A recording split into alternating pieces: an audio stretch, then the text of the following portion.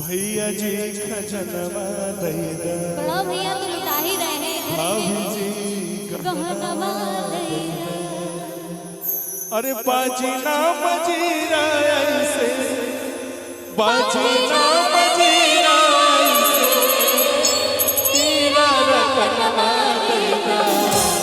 और अमित जी की फरमाइश है, अमित जी खजनवा दे दे, रानी हो गहनवा दे दे, राजा जी खजनवा दे दे, रानी हो गहनवा दे दे, बाजी ना मजीरा बाजी ना मजीरा ऐसे, हीरा रतनवा दे दे।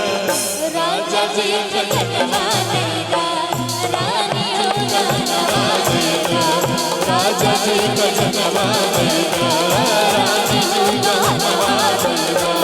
बाजी ना मजीरा ऐसे, बाजी ना मजीरा ऐसे, हीरा रतनवा दे दे। राजा जी खजनवा, रानी जी गहनवा दे दे।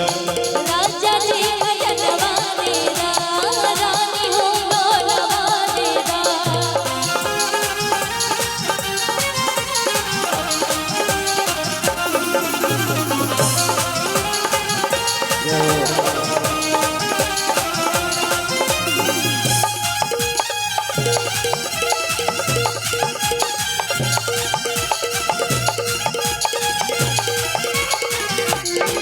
और अगली लाइन में कहेंगे पैसा तो दे ही रहे हैं, उसके आगे वाला भी सोचिए जरा, क्या ना हल्का हंसुली काड़ा छाड़ा, हल्का हंसुली काड़ा छाड़ा, बाजू बंद झुमका दे दे, हल्का हंसुली काड़ा छाड़ा, बाजू बंद झुमका दे दे।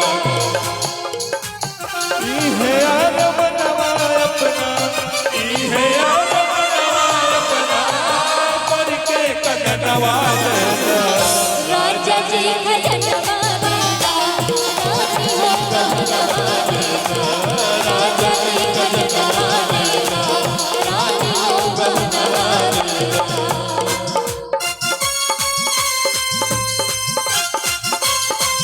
ओहो केहू के प्यार में, केहू के प्यार में।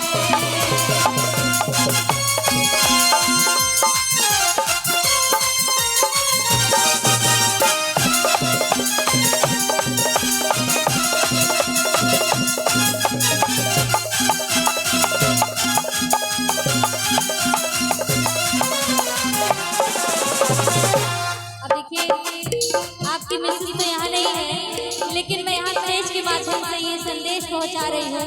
उनको कहना चाहूँगी, पाँव के पैर जनिया देगा, कमर कर धनिया देगा, पाँव के पैर जनिया दे,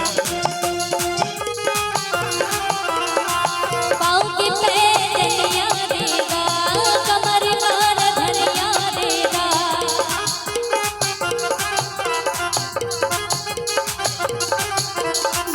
मुझे ये बताइए, आप दोनों का नंबर लगा है या एक ही का है?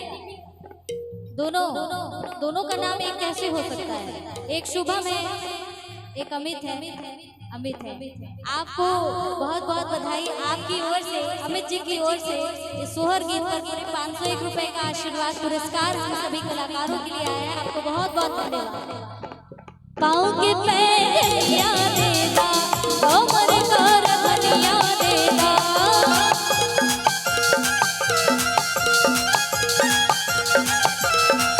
पाँव के पैरिया देगा, कमर कर धनिया देगा।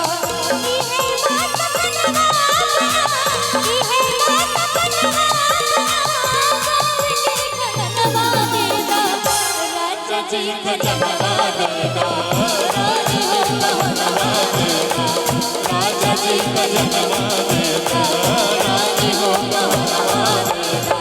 बाजी ना मजीरा ऐसे, बाजी ना मजीरा ऐसे, हीरा रतनवा दे दे। खाइए खाइए, भाभी जी लोगों का ख्याल रखना है आप लोगों को, हैं?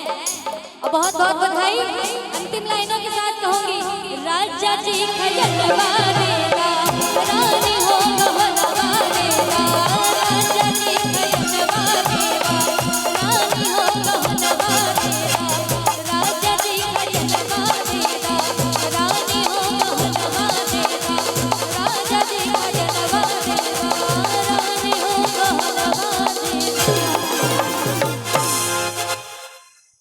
मैं आप सभी से चाहूंगा कि मेरे प्रणव